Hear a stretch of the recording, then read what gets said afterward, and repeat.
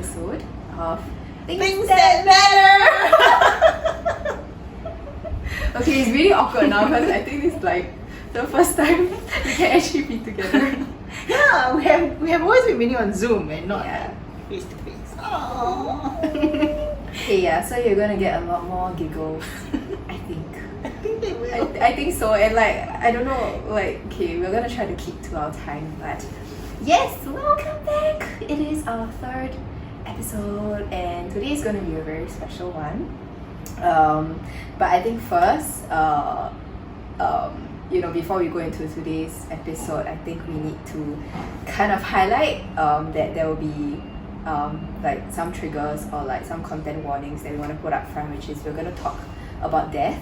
Mm-hmm. So yeah, very heavy topic, but really it's the conversation around death that actually inspired this podcast. Mm-hmm. And we will dive into it, but I think we had such good conversations around like grief and like, you know, losing people and like just losses in life, and we felt like, you know, we really don't talk about it enough, and so that's why we wanted to talk about things that matter. Yes. But yeah, so today I think Belle here is the one with a lot more stories to share. So I think before we get into that, I think what we wanted to dive into today is really to talk about grief and specifically death. I think like, you know, in this lifetime there's really nothing certain like in this life, right? Like one thing that's certain is like change, but I think another thing that we can all agree on that is like there, like for sure, is like death lah. And yet somehow we don't talk about it a lot. Like we avoid it like the plague, and like I don't know, the more we avoid it, is it like the less it will come by? I don't know, but yeah, like whether it's a death or like just a loss of something, like a loss of a job, a loss of like friendships, a loss of like, you know, a pet, or like you just lose something that is precious and sentimental to you. Like we're gonna experience it in one way or another. But yeah, I think there's possibly nothing more permanent than like the end of someone's life, and you know, consequently their presence in yours. So yeah, so that is our preview of today's episode. As usual, our conversations, we don't know where it will take us, but we will see. We have talking points, but Yes, as usual, we have talking points, but it's gonna be fun. Okay, Yeah. so yeah, I think I've spoken a lot. I don't know, do you want to like talk about why we even touched on grief in the first place in our conversation? Actually, I think taking a step back, the reason why we thought about starting a podcast was actually when we were sharing about like grief last year. Yeah, like with what has happened with like my dad and my friend. So the reason why I want to talk about grief is really because last year when I was experiencing like the death of my dad and my friend, I feel like that was my very first encounter with death, like so close to me, and it was really like a whole year of figuring things out, like figuring out grief, you know, reading a lot of books on grief and understanding what I was feeling, and are they like normal, are they not normal, you know, that kind of thing. So you're right about like grief is something that we don't talk about until something happened. Yeah. Right. And as much as I don't know, I just feel that for me, if I were to have like conversations before, it might help with my whole year last year. Yeah, so I think it's a good time for us to talk about it, because I remember our very first episode, we were talking about like how, you know, in our 20s, right, like we're supposed to, you know, attend weddings, attend birthday parties, but not like funerals. But yet at the same time, there are people who unfortunately have to go through these things at a younger age.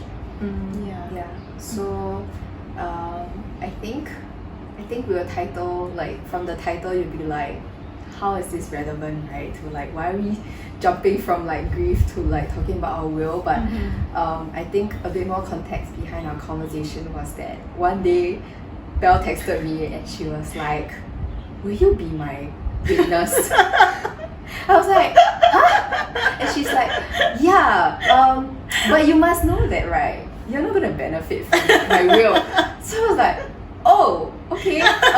I mean, not like I'm after any of the things, but like, sure, let's talk about it a bit more. Yeah. And I think that's the direction that it went. And I think I'll be right in saying that it was really true, you know, experiencing two losses.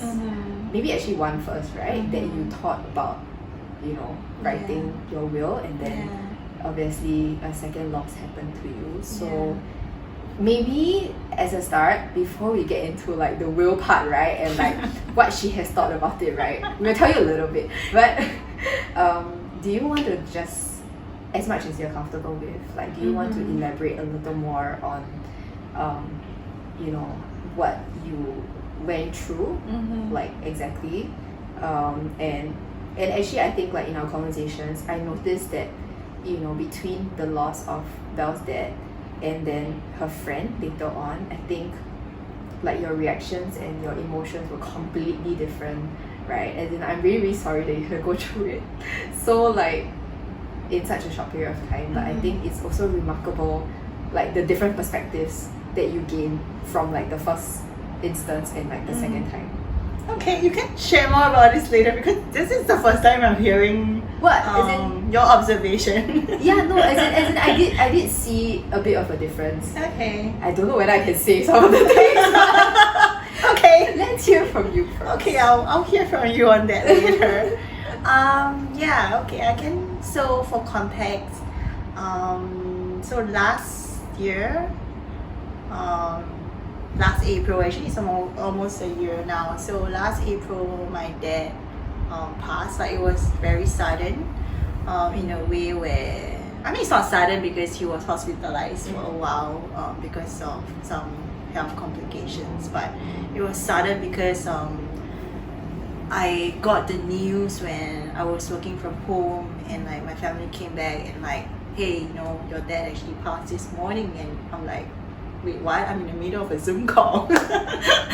So it was sudden in that sense because I think even for my mom, like I think she was working after visiting him in the hospital. So actually on my dad's last moment, it was just him and the doctor because yeah, like we were not expecting him to pass. So I think when I got the news, I think I was quite thankful because I had like people around me telling me what I need to do, because I mean, first I have not experienced death. Yeah. So I was actually supposed to meet like my boss for a catch up like towards the end of the day, and I'm like, I dropped her a text and I'm like, hi, can we meet tomorrow morning instead, because I just got the news that my dad passed. And she was like, what do you mean meet tomorrow? You're taking the rest of the week off. I was like, I can do that? She's like, yes, you can.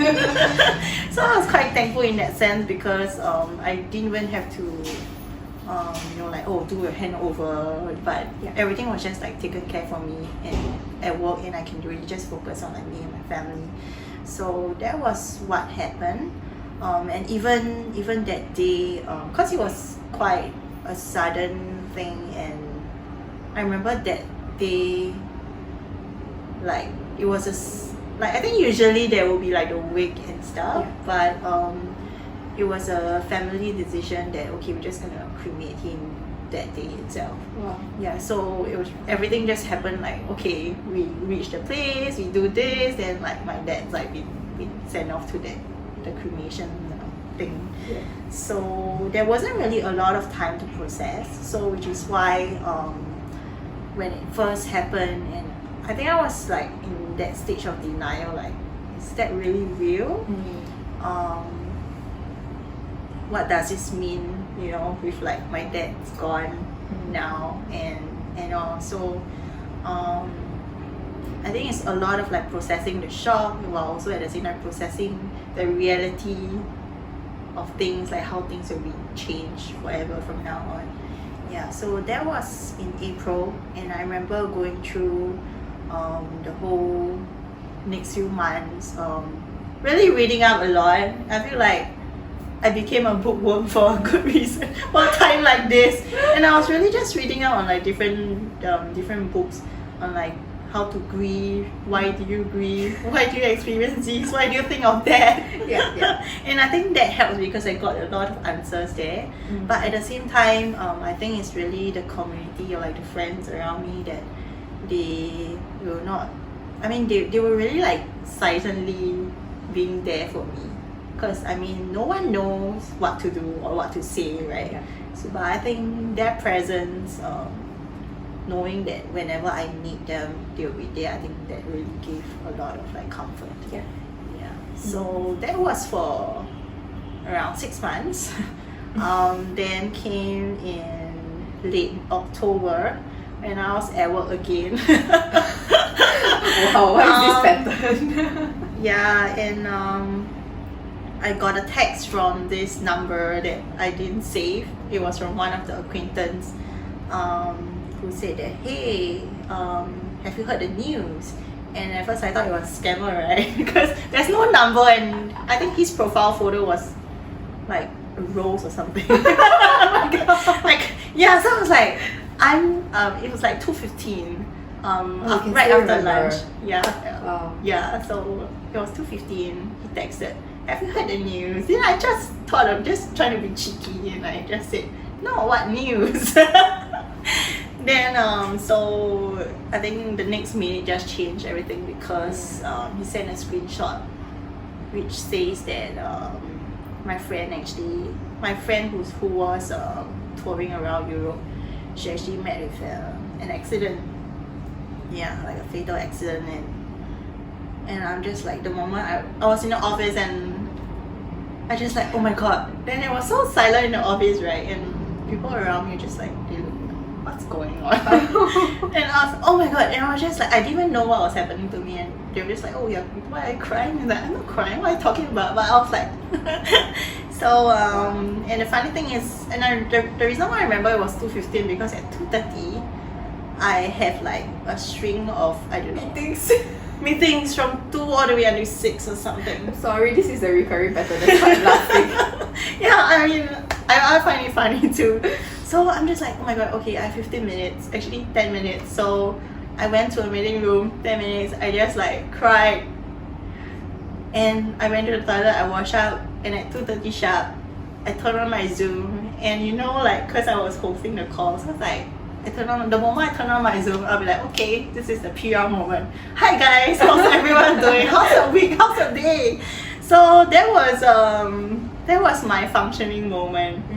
Yeah, and I think because it happened so quickly over the span of 6 months, I think that was how I coped, like when the second death hit. Right. Yeah. Yeah, like trying to function at the same time, because actually you don't have leave to when your friend passed, but Yeah. Only family. Yeah, only Yeah, family. only family. Yeah. So that was last year for me. I think the part about you, like, this is the first time I'm hearing that you said that your colleagues were like, why are you crying? And you were like, am I?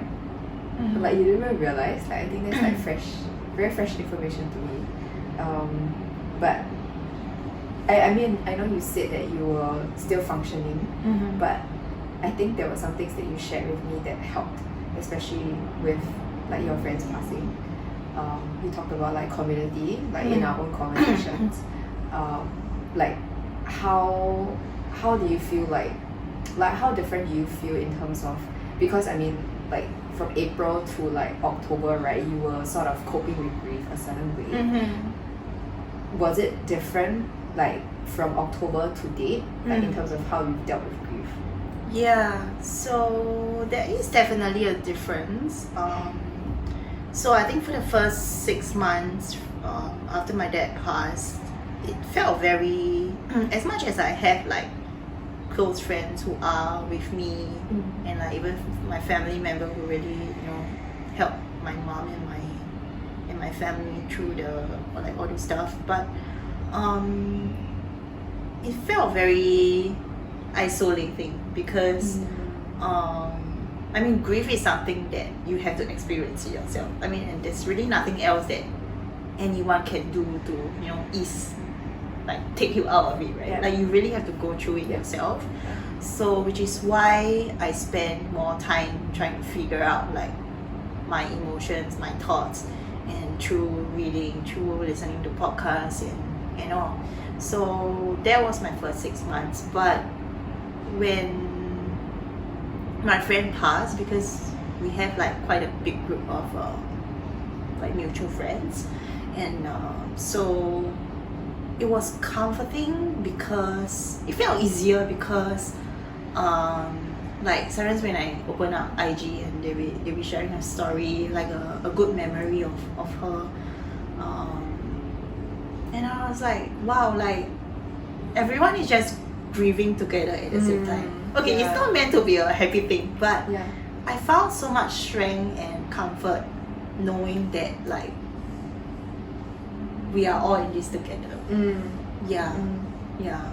It's like, and also it kind of validates or like, you know, help me understand that what I went through, it wasn't like, oh, it was just you, like, because you are like that, that's why you cope with grief like that. Right. But I saw like similarities or in terms of how different people cope. Yeah, for example, thinking about the good times, you know, writing, journaling, or listening to songs or whatever. Yeah.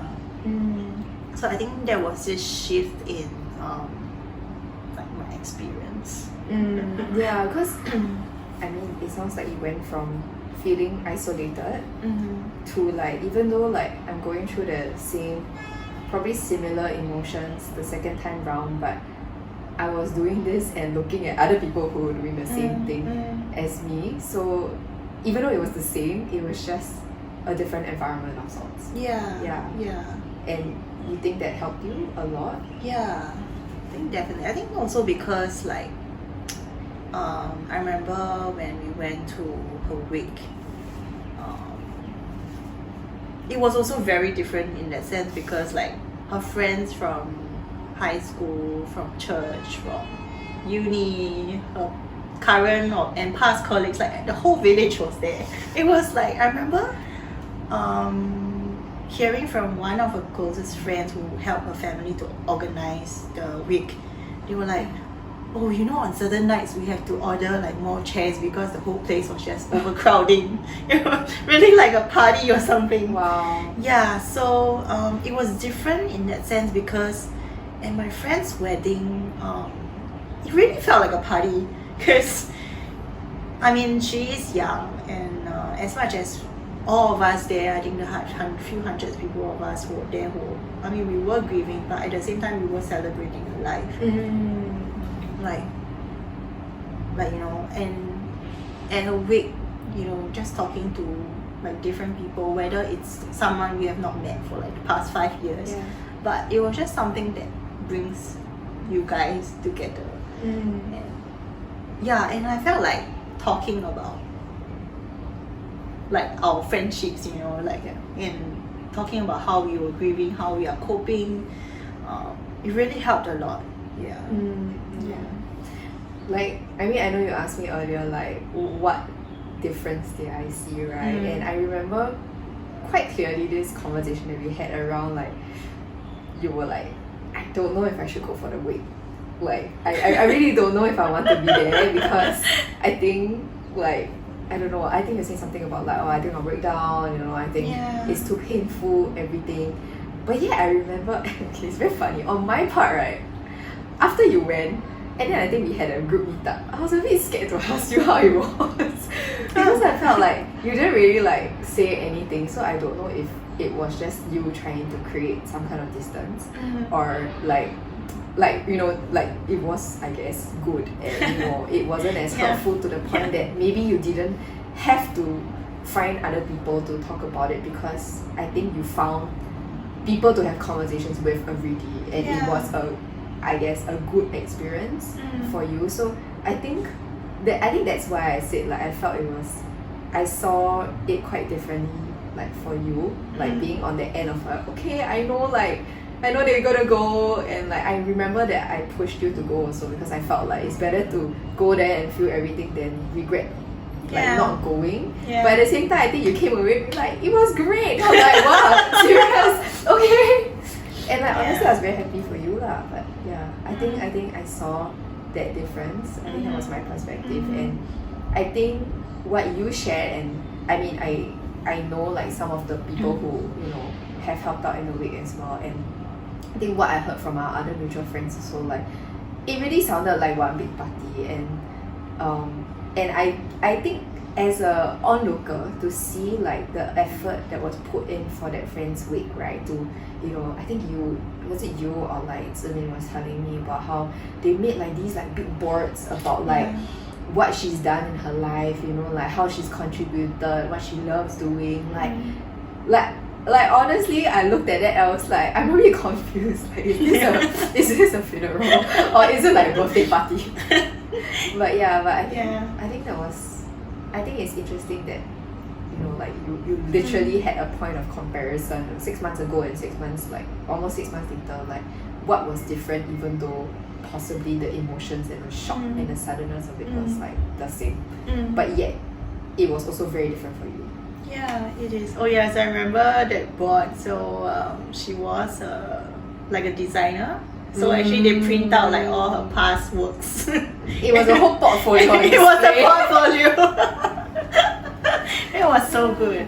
Yeah, and I think what touched me that time, I mean even for my dad, was when like people like my extended relatives, just step in and help. Yeah. Or even like for my friend's case, because they lost their elder daughter, right? So like her church group actually came together, and they were the organizer for the wake and not the family, right? Yeah, so that the family could actually focus on just grieve and not worry about all the admin things. Yeah. So I think taught me a lot about just being there for like people, and even if it's the little things, I think that matters a lot in this kind of situation. Yeah, and I remember you told me that like up to this day, like her friends are still like kind of like drawing like the parents out, right? Yeah, they have been like having a regular so bring her mom out for lunch once in a while. That's really nice. Yeah. But yeah, I mean, thanks for sharing, and I know it's been a very difficult 2022 for you. Yeah, but I think to go through that and be here like today, being able to talk about it, I'm sure it still stings, but to be able to have processed it, I think that's like really commendable also, because I think it shows how much like effort you put in also, right, in like educating yourself. And I also think the whole point of us talking about this is because like we want to be like an additional resource also, right? Like podcasts help you, right? Books help you, and like if people don't talk about it, then like we're never gonna learn. We're always gonna feel very isolated. And like clearly from your experience, right, it's like experiencing it in the presence of like others in community has actually helped you more than you imagine, right? Yeah. Especially from what happened with your dad and how you went through it. Yeah, but you know what? Shall we talk about why you decided to write your will? Because it's a very interesting concept. I can see where you're coming from. I'm not gonna lie, at first, right, I was a little bit worried. Because I was like, what does this mean? Is she gonna do anything? Yeah, like as in like, are you in a very, very bad state right now? Or like, do you just have an epiphany, So you wanna tell us more? Yes, I know. And one fun fact is that because I'm an extrovert, right? I got it right this time. Yes. So I process things out loud. Yeah. So when I asked the question, after I asked and I went back, I actually thought, will she think that I am, like, okay. Yeah, so you are not alone in that. Yes, so I think the reason why I thought about doing a will was it was an inspiration from my friend actually. So it's quite interesting.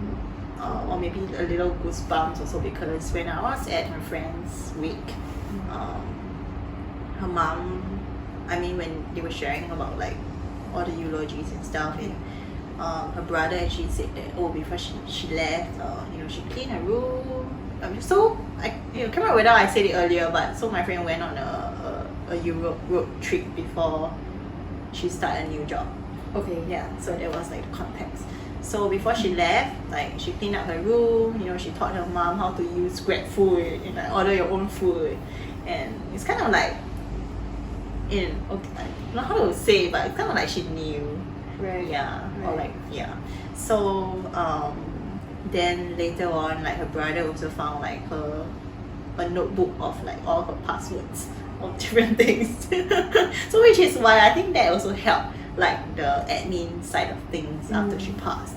So I was inspired because I mean, for me, I'm just thinking, right, like if I were to pass tomorrow, it doesn't matter for me because I wouldn't be able to feel anything. I'm dead, But I think what I want is to like ease the burden of my family. So I was actually really inspired to like settle those admin stuff, right, so that if I were to like die, then they can just focus on grieving. Right. Because I think that really helped. I mean, for me and my family, and also from like how I saw my friends' family, like without the admin side of things, and they really just focus on grieving, focus on processing, and sit down with their thoughts. And I think that was helpful. So which is why I wanted to do my will, and so I was like asking around, haven't done your will yet? Yeah, I'm doing like research on it. Yeah. Yeah. It is, and I mean, I think from our conversations, it was very clear that you struggled to find information, right? Like you ask around people who are like same age, right, 20s, right? Yeah. And you're like seriously, if you go around, like thank God, like we are close friends, right? If not, like you go and ask a random person, what do you know about writing a will? Like I think they're just gonna be like, what? Is she okay? Yeah, exactly. Yeah, but what, like, was it easy? Like, what have you like come to learn about what you should be including? And I mean, when you told me about how your witnesses cannot be beneficiaries, like it makes sense in terms of conflict of interest, but it's something that I would never think about. And after you asked me that, I'm like thinking, if I ever have to write mine, who on earth am I supposed to name? Like I don't know. I don't know. That was very interesting. I feel like the process was very interesting. So tell us about it. So I think at first, all I did was, I made a decision, I want to write my will, right? So I just kind of like listed down the things that I have, which bank accounts do I have, which insurance do I have, oh my gosh, or like where are all my important documents stored at, So I just wrote all these things down on paper. And also like through conversations, people like just adding in items for me, like, oh, have you thought about your CPF? Like you need to nominate someone. Like, I was like, do I need to do that? No, I don't. Now I do. So I think through conversations, like my list just get longer and longer. And but at the same time, I realized that if I were to really touch wood, no wood here, but like if I were to pass tomorrow, my piece of paper does not hold. Like even if I put my fingerprint on it, like it has to be witnessed by 2 people, right. And I think it has to be like an official document. So how do you get it witnessed? So you have to go to like a lawyer or something. Oh, like you have to go to an actual lawyer. Yeah. And with like 2 people who to be your witness, and they are not inside your will. So what happens if you want to change the contents? Do these people have to come back? Oh, that I am not sure. See? Yeah. Things you do not know, right? I'm still learning. Right. Yeah. But what I read is that it's actually useful for us to start early, and and we can actually update the content like every year or how often you want it to be. But it's good to start early. Yeah. Why is it good to start early? Because I mean, life is unpredictable, right? I was not expecting the answer, but yeah, it's true. Yeah, so I mean, yeah, that's really my answer. Yeah, and I remember you were saying something like I don't know, like you mentioned something about, okay, even if you write it in a Word doc, it's technically not like binding, but something like it can be considered, is it? No, cannot. Oh, cannot. Yeah, not a Word doc, not a random scrap piece of paper you found lying around the house. Okay, so you have to just get it done. Yeah, but I think there are easy ways to start. Like how I even thought about starting was I Google and there's this like OCBC real thing. Oh, Yeah, it's actually as easy as like templates and you just fill in. Not sponsored by the way. I wish. Yeah, but I think if anyone is looking to start, that would be a good because templates have a lot. Right. I'm kind of curious, like in you drawing up this reel, obviously you had to think about who is going to carry it out or who like benefits from it, right? Like, and having gone through like 2 losses, like, I mean, I hope this is not too heavy for you, but like, what kind of emotions have been dredged up, like in the process of writing your will? Like, do you carry on, like as you write, you're like, yeah, you know, like I'm really reducing the burden for these people, or like, did it make you like feel like, oh crap, like I'm literally coming to face with my mortality by doing this. Like I don't know, it could be either or it could be something else, but like I'm just curious, like that process, like how did it make you feel? I think when I actually was seriously writing down my reel, it was after like towards the end of last year, so I felt that I was in a better emotional state, because I think right after my dad passed earlier in the year in April, I remember as much as because I think I was still trying to figure out all my feelings, right? Yeah. My thoughts. Yeah. So I remember I was living in fear, like, hey, actually I crossed the road, you know.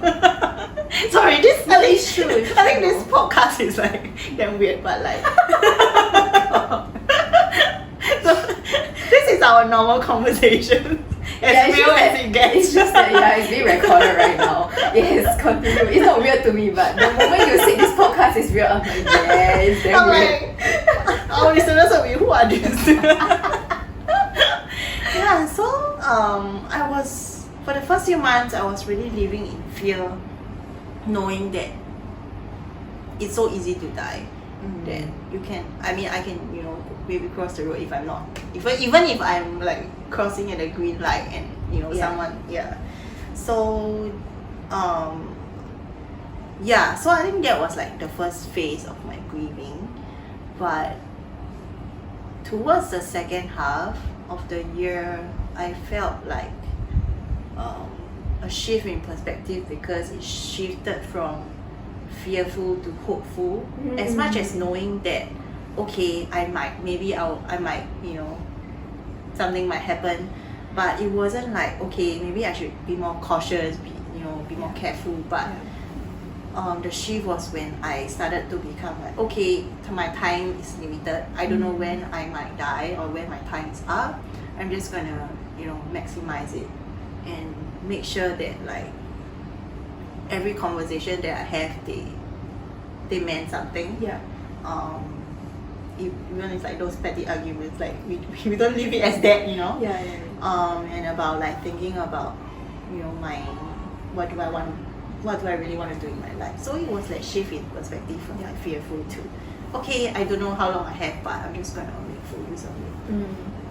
Yeah, I think what you said reminded me of this quote.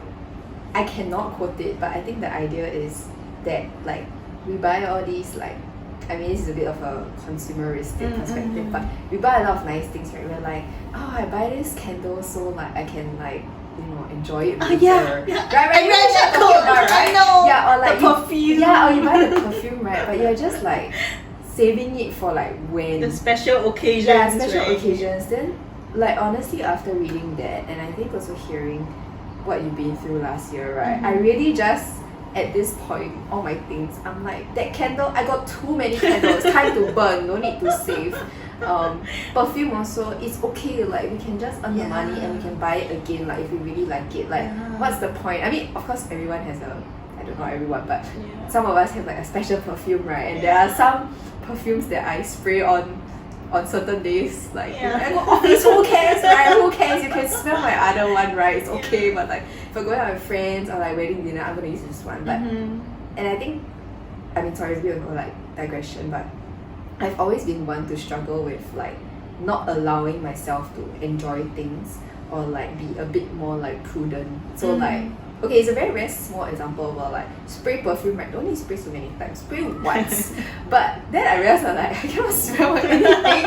Like anybody can smell or not, even it won't last. And like I feel like I've also it has helped me like shift my perspective of like actually all these things are like it's okay one, like we can just use, right? We buy them to use them, and like like you said, like material things. And material things is like we can enjoy them, but like why am I like so hard up on like like cutting myself off at a certain point just so that I don't like waste it. I don't have to spend money any earlier than I should. And like with the perspective of like you really don't know what's gonna happen next, it's like then I'm just gonna, if something happens to me, I'm just gonna regret I never burned the candle. Like I don't even know how it smells like.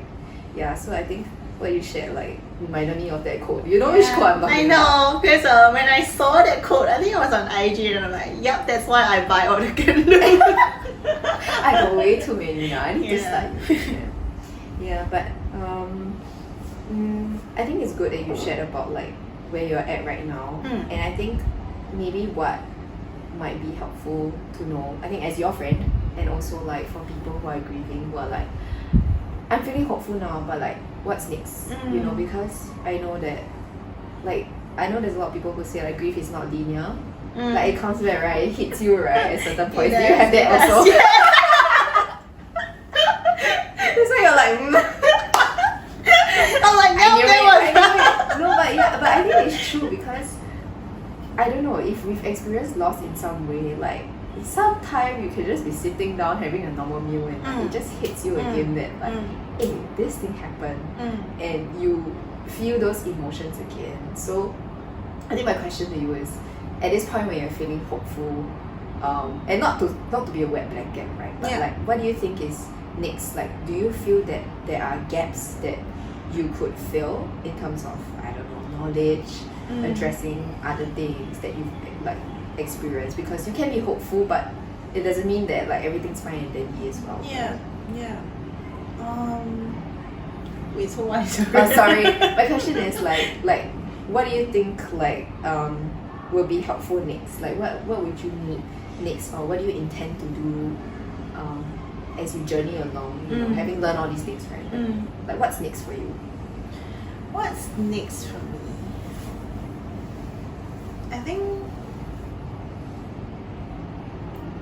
I'm gonna approach this question two ways, like one for myself and one for like the people around me. So I think for myself wise, it's about, I think the past year was a lot about like facing how I was feeling and like my thoughts, and not sweep them on the carpet like, oh, how are you? I'm fine. It's really like sitting through all these emotions, understanding them, and finding ways on the next time I feel this, what should I do? Or like the next time I feel this, then tell myself like, okay, this is not real, this is just a thought, this is just an emotion. So I think that is for me. I'm not gonna lie, there are days where like I woke up and the grief hits and I cannot function. But like I think it was really that little step, okay, I'm just gonna pull myself out of the bed, make my coffee, and if I need to sit down and journal, then let's do that. But not like, okay, I can't function and I don't function.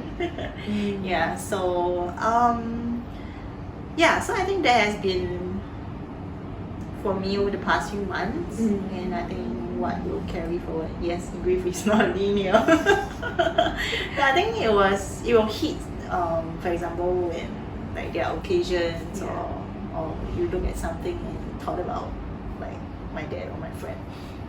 So that's that. In terms of others, so actually right after last year, I think earlier this year, one of my friends' grandma actually passed, and like when he was talking about it, and I was just listening to him, and I was like, okay, I kind of like know what to say or what not to say, Okay. and or even like just sitting in comfortable silence and being in that moment of like going through the emotions together. Yeah, so I think it's a little strange, but I'm actually glad that I went through like grief myself, and I can now be like the person for my friends, or like the people around me who would have to go through grief. Yeah. I mean, it always sucks to experience these things, but yeah, I think like you also, I feel like I've dealt with a few losses last year, and talking to people who have gone through similar things just have this, it's just very powerful. It's very, it's like, wow, like, okay, you actually understand what I'm saying, and you're not just saying I understand for the sake of saying I understand. Yeah, so I think that's very powerful, and yeah, I think I'm so proud of you. It's been like nearly a year, but like but yeah, you're doing great. Thank you. Yeah, so I think it's I mean, as I think what helped back then was also my friend just like occasionally checking in on me. I think what helps is when we know that someone's going through something, just checking on them, and actually I just thought about this, but like there was this one day, and one of my friend was just like, how's your mom? Oh yeah, you mentioned. And I was like, wait, what? Like, what do you mean? Yeah. It was out of nowhere, and it was quite nice to know that like someone actually has your family on their mind, and it's not just like, oh, how are you doing, but actually, how's your mom coping? I mean, she's also coping with grief, right? And it was like, wow, for the first time, someone asked about it, and I actually didn't know how to answer that question. Oh dear. Yeah. It was like, I think checking in on people. Yeah, that helps.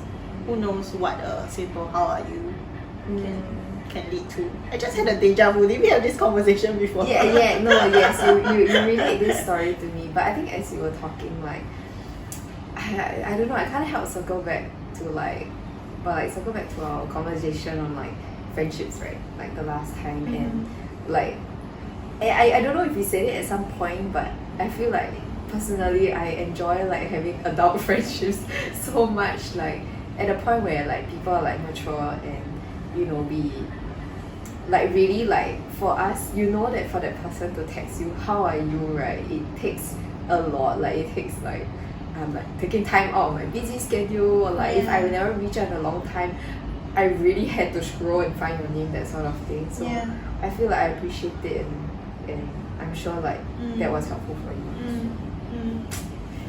Yeah.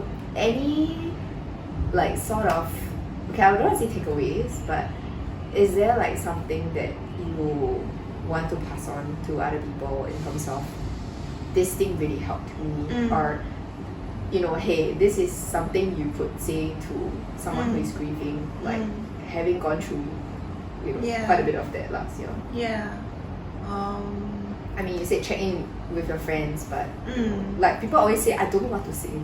So do you feel like you know what to say? I think it would just be I would say just that 3 words, like how are you? How are you doing? I think sometimes we put too much, like we think too much. Like, oh, what would the person think if I say this? I mean, just say it, who knows? I mean, we only know what will happen after it happens, right? Yeah, but maybe to wrap this up, like it can be someone who's grieving right now, or someone who's grieving at the moment. I think a lesson that I learned was to not let like grief or like pain like robs you of the beauty of life. Because I remember having this conversation with a friend who said that like her sister, when like her grandma passed, it was like around Chinese New Year or something. So she's like, oh wait, we should be grieving, we shouldn't be joyful. But I think as much as we grieve, but also remember that to cherish what's around us, like what's still alive, and the things and the people that are around us. Yeah, because I think it's quite, I mean, coming to 1 year, like on a hindsight, it's really strange, but the way that our hearts and our minds are built is so amazing, because you can experience grief and joy at the same time. Yeah.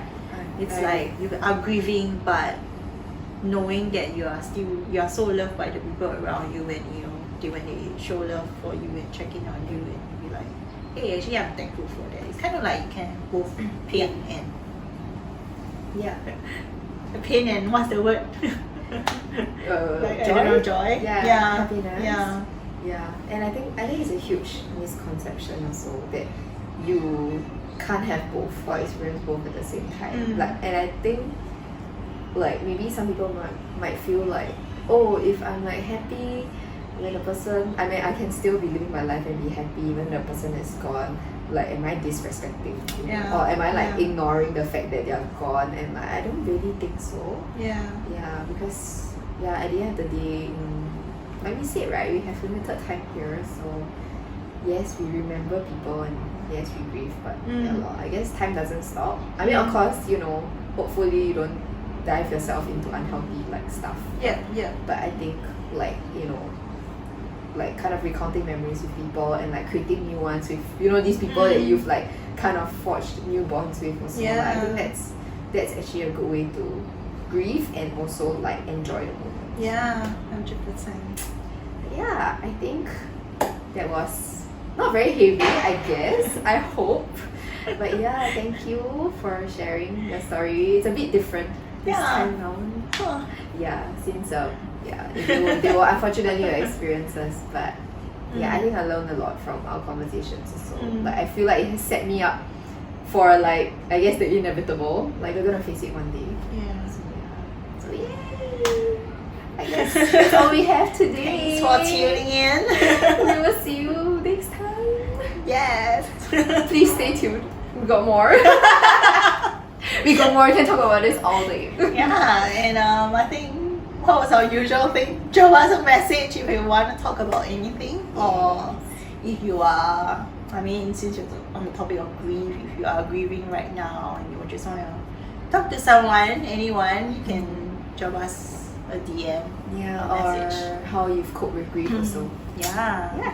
Alrighty. Till the next one. Bye.